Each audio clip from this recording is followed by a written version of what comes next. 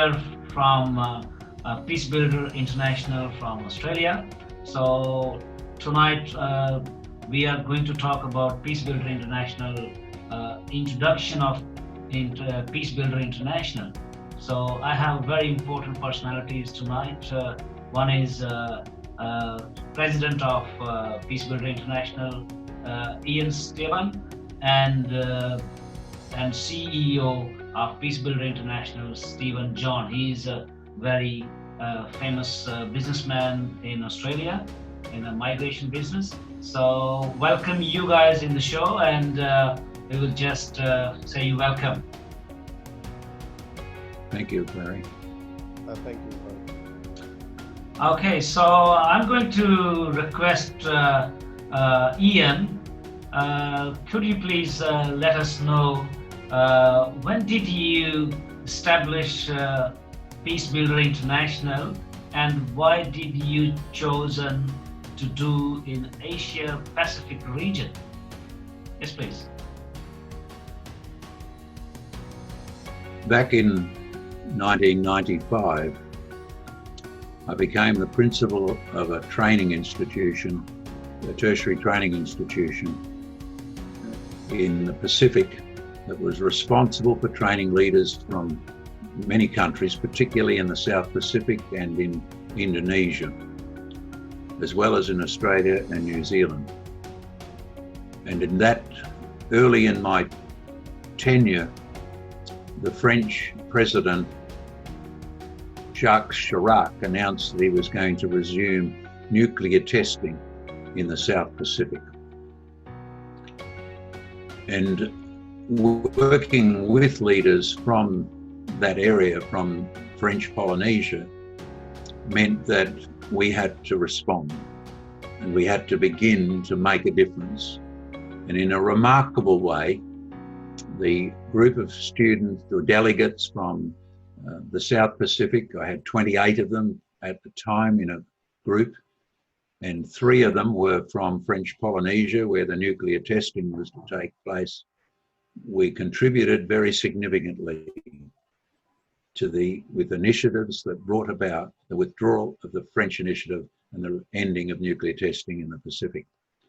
That was in 1995. By 1998, we began to hear the cries of people in Papua New Guinea and in Bougainville, where there'd been a war for 10 years. There'd been, it was threatening to escalate, and it was quite a tragic circumstance with blockades and all sorts of militarization going on in that resource-based war between the province of Bougainville and the rest of the country of Papua New Guinea. And hearing the cries of those people, it meant that it became clear to me that in my position as principal of a training institution, that the people in the leadership, in society, in religious organizations and in government in Papua New Guinea and Bougainville had almost no training in how to negotiate peace or how to bring about a peace process that would be effective. Each time they had met over those years, it always ended in a return to conflict. And part of the attitude was that they invited the young men and that were the combatants and the leaders and the military leaders to come together to talk, to instead of fighting the war in the bush, to fight the war over the table. And when you fight a war over the table, you certainly don't get a peace agreement. So we became wise, and we became influential and set up networks so that the communication would flow through to the leadership in those particular 2 sides of the conflict, both in Papua New Guinea and in Bougainville. And in a remarkable way, that led to Papua New Guinea getting the message that if they wanted to reach a peace agreement, it wasn't going to be initiatives generated by the smaller side, but by the more powerful. And Papua New Guinea realized through our influence that you only get reconciliation that is effective when the big fella, in their language, the big fella puts up the white flag, not the little fella. In other words, the more powerful needs to take the initiative to offer to arrive at a peace agreement rather than the little one. Because if it's the other way around, the small one has to do it. It builds in bitterness and resentment within the smaller combatants or the smaller nation or the smaller power from generations. And many wars have lasted many generations in many countries because the dominant one always seeks to continue to dominate. And the other one is wounded. So that became quite a remarkable turnaround when Papua New Guinea decided to go to the peace talks that were held in New Zealand and decided to say, we want peace. And Bougainville wasn't quite ready for that and was surprised. But within 2 days, the peace agreement was agreed on, and that peace agreement still holds several years later, decades later. So those two events started us off. Then there were other wars going on in Indonesia, terrorism, bombing of religious places of worship, conflict between two religious groups in society, many people displaced. East Timor was another area of conflict. A coup occurred, a bloody coup occurred in Fiji in 2000. The country of Solomon Islands went to war between two of the major political and ethnic components. Sri Lanka was at war. There was trouble in northeastern India, all across the globe, and in other parts of the world there were trouble. But our focus, being here working with leaders from Asia Pacific, was that it was the Asia Pacific was our core. And so we began the training, and then we realized we need to formalize that to attract funding, to enable formalized training and initiatives to take place in country. And so Pacific Peace Building Initiatives was formed, which gradually changed to be, as our agenda widened from country to country, to Peace Builders International. Thank you very much. Thank you very much, Ian. I appreciate. Now I'm going to ask Stephen John. Stephen John, when did you join Peace Builder International, and how long it's take for you to become CEO of Peace Builder International? Stephen John, please. I think I met Ian back in 2015, and I think I joined in 2016. And later that year, we went to Pakistan and we organized a couple of programs there in Lahore and in Gujranwala. And when we came back, I think it was back in 2016, but it was for a brief period of time. After a couple of months, I resigned, and another friend took over, and he left, I think, last year, and then he came back again. So, yeah, that's good. Thank you very much. Ian, it's your turn. I'm just asking you, what is your aim and objective to run this organization, like Peace Builder International? Simply put, to stimulate and support the development of initiatives in peace building. And those initiatives in peace building have been largely confined to Asia and Pacific, though we've had people being trained, and we've worked in East Africa, and we've had people from many other countries around the world, but only in small numbers, who've come for training. So our primary aim is to stimulate and support developments of initiatives in peace building. And to do that, we found that people didn't know what to do. So therefore, we had to provide excellent training. And to do that, that meant we had to draw on resources and experiences from people across many conflicts in all parts of the world. And we learnt together from the bitter experience of war and building peace how it might best happen.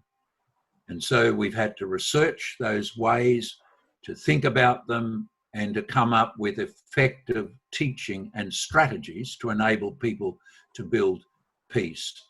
Now, to build peace, you're aiming to build a just peace, because without justice, there will never be peace. And so peace building is one of our key words, but just peace is another key concept. And we want to, therefore, mitigate and prevent open conflicts. We want to be able to train people to reconcile parties that are alienated. We want to transform commitments to violence to active non-violence. And that means that in all of this, we're contributing to the alleviation of poverty and suffering, and to mitigate or to inhibit destructive social upheavals. So we're not just responding to conflicts when they're blown up. We're identifying potential conflicts, areas where there is unrest, where there are inequalities, where there is injustice, where there is discrimination, and then helping to redirect that in another way. When we get parties together that are in actual conflict, whether they're militarized conflicts or whether they're not yet militarized, one of the strategies that we seek to do is to get those two parties separately, because often you can't talk to them at the same time while they're in war and conflict. But we seek to get them separately to begin dreaming and imagining the kind of future they want. And it's remarkable that when you get people in conflicts to start dreaming their futures, they usually want very similar outcomes. They want the same kind of dream, and they don't want to eliminate their enemy. They want to be able to live at peace and in cooperation with each other. And in doing that, it's quite remarkable when they hear each other's dreams that they're so similar that they say, well, why haven't we done this before?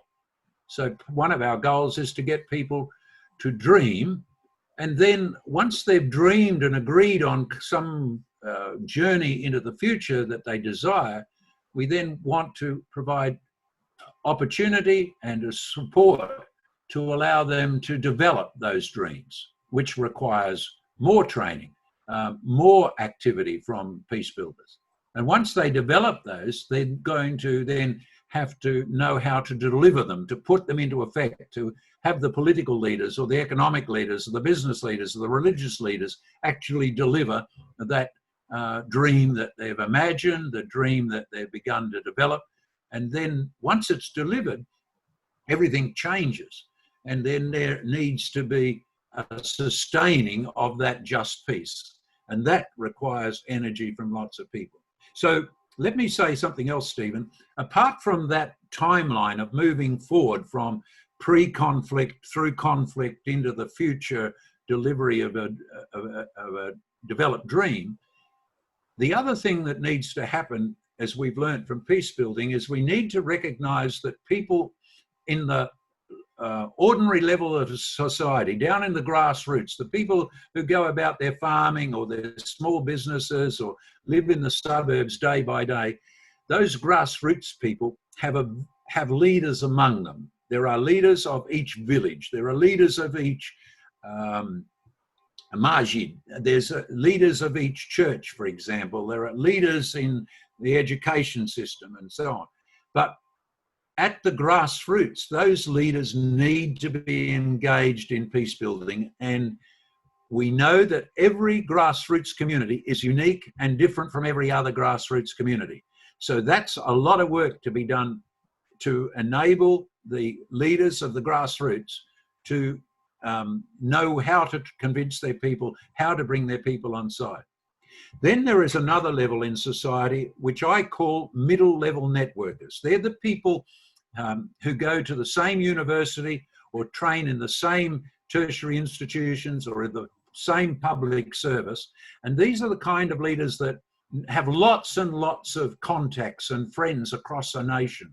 They know people in every part of the nation or each province. they know people in business, they know people in the religious organizations, they know people in government.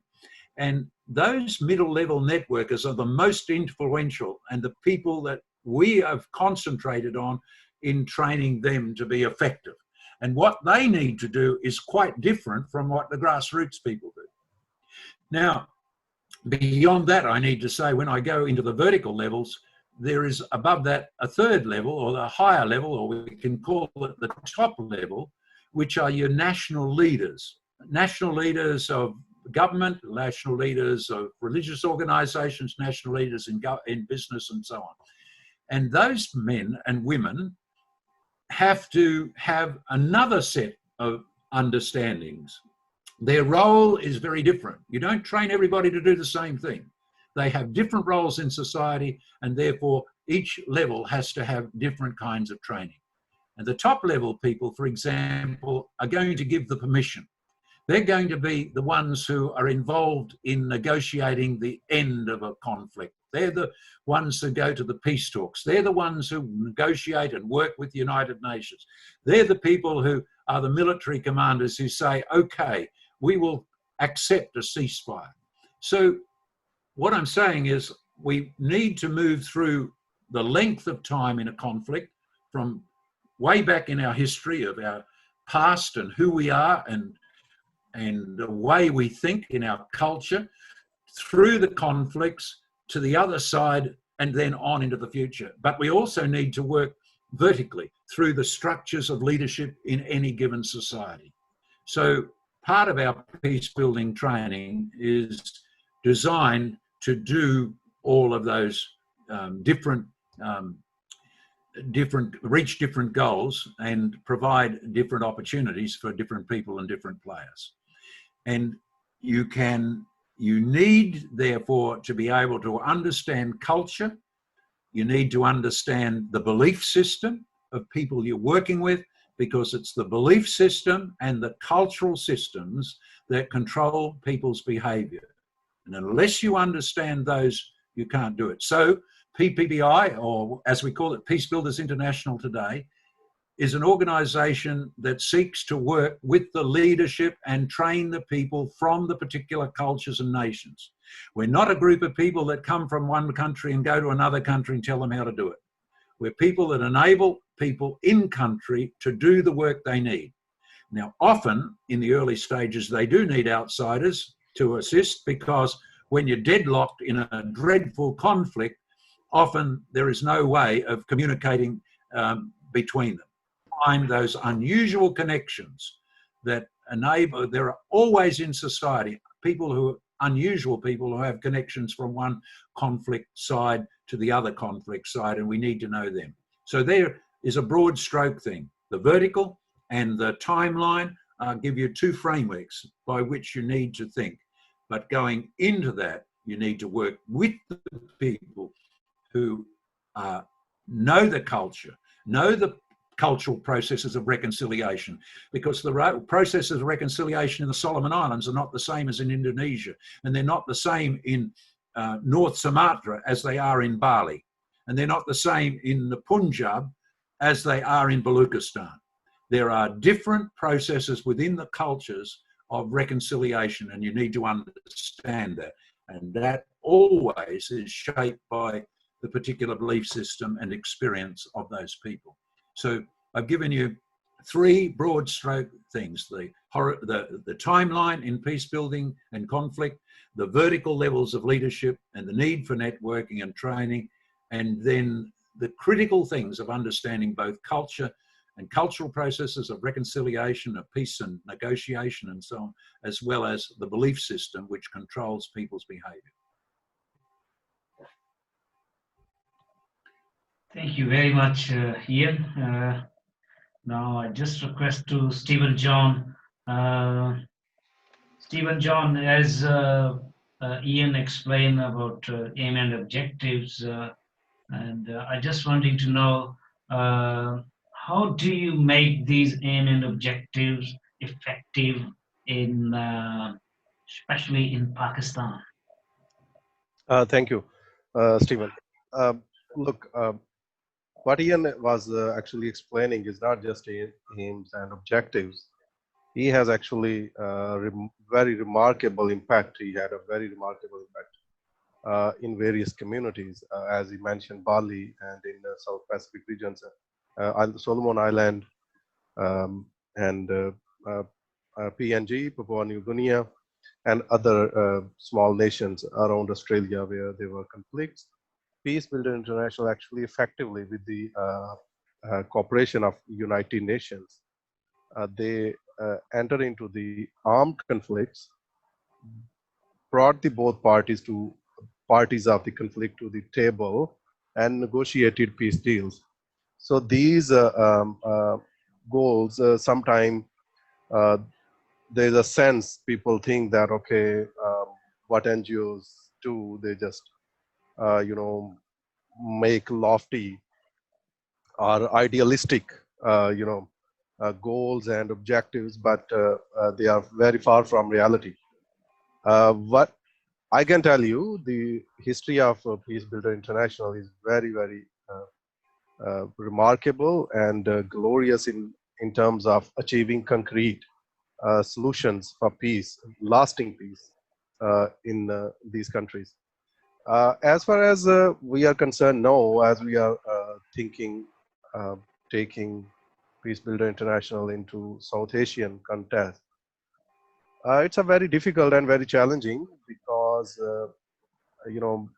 speaking of Pakistan and India, and even within Pakistan, there are a lot of conflicts. And taking this education and understanding in that region is very challenging. And we aiming to just do that. And we want to realize this dream, which just Ian shared with you, through our local networks. And we are in the process of developing a plan of action to implement these goals in Pakistan. And we are not just now working on peace building. We have, enlarged our vision and included some help for refugees. And we had been assisting refugees in Thailand and Nepal and Malaysia. When I became the CEO, I visited Thailand, and we financially helped some families as well. We helped some families to get out of the prison, and we paid for their tickets to go back to Pakistan. They wanted to go back because they were, just languishing in prison over there in a very inhumane conditions.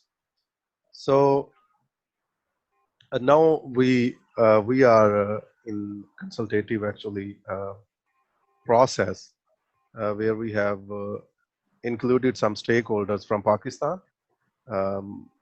and America and the United Kingdom, and we are forming a common action plan so where we can engage Pakistani youth into peace negotiations and into peace education, and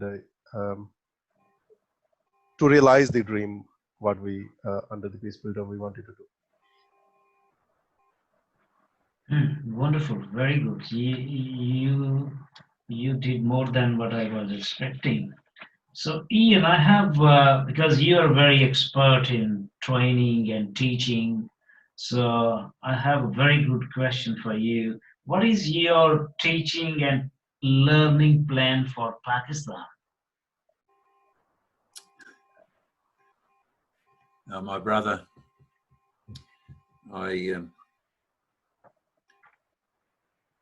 as I said before, the ways in which you do this, that I've given you the broad understanding for in Pakistan, has to be the initiatives of Pakistani people.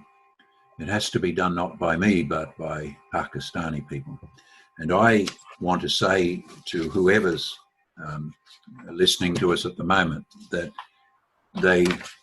there are some simple things that... Excuse me, you have 2 minutes for this, please. They need to be able to reach out to those you fear. In other words, there needs to be initiatives that we might call actions of love that are very risky, that build relationships with the people you actually fear. And you also need to imagine, get people to imagine beyond what is already known and what it already is seen. What do we want? What kind of community or society do we want to be? So in Pakistan, the people have to be able to imagine that. And any peace builder has to be one who swims against the current. You're not going to just swim with the tide. You have to have a courage to risk vulnerability and do that one step at a time. But I want to go back to a point I said before, is that whatever is done in Pakistan, reconciliation is possible, particularly when the more powerful party desires to peace and prepared to offer that, rather than try to force or pressure or defeat the smaller party. And that is very significant in Pakistani politics and communal life. So the answer to your question is that people of Pakistan need to begin to imagine, need to understand the principles or the theories of peace building and learn the practices, and then use those resources to apply it in their particular context. Whoever they are, whatever level of leadership, it will be different. In whatever community they are in will vary from other communities. But at the middle level and higher level leadership, of course, there are many common things that reach right across the nation. So I'm saying to you, Stephen, in the 2 minutes you asked me, people of Pakistan need to reach out to touch the heart of complexity, imagine what isn't there now, and have to risk taking one step at a time, the vulnerability of working towards that new future. Underlying all that is, whether they're my brother or my sister, we learn to love one another. Whether they're my neighbour, when we've got to learn to love them. And whether the other side is my enemy, then the only way forward is to begin to make that journey towards loving them. No other way. Thank you very much. Let me add just one comment, Stephen. Yes, Here. yes, please. In the past, there were delegates from Pakistan, especially from Balochistan, who came to the residential training in Sydney for a month. So our history actually goes back training in Pakistan. Thank you. Over to you. Oh, yes. Thank you very much. Stephen John, I was wanting to know more a little bit because you said you guys are working on basically the Peace Builder International is focusing on persecuted Christians as well, like you said in Thailand and some other countries, Malaysia and Nepal, something like that.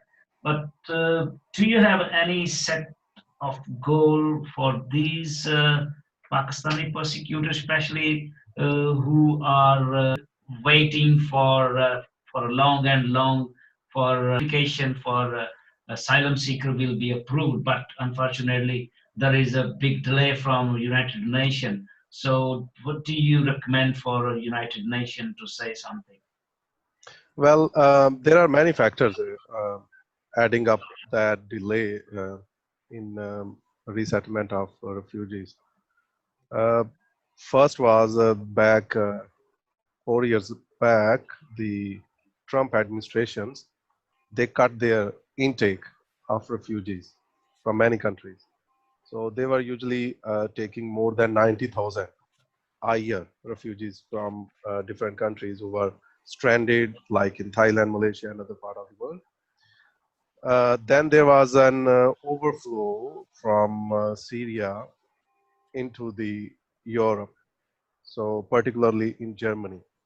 So their capacity to take people who are, stranded in Malaysia, Thailand, and other part of the world was overwhelmed. So given all this circumstances, and now we are facing an unprecedented challenge of COVID-19. So there will be further delay. UNHCR is already under pressure, and let me tell you, the resettlement is not the priority of the United Nations. So they try to save lives, but if people think that we can just go and we can resettle somewhere, that is basically not the purpose of UNHCR. So UNHCR is there. For example, UNHCR is in Pakistan, the largest number of refugees coming from Afghanistan into Pakistan. So they was there during the war situation, and when things get better, the people went back. So the whole purpose of just resettlement is maybe gonna face further delays, and people will frustrate even more.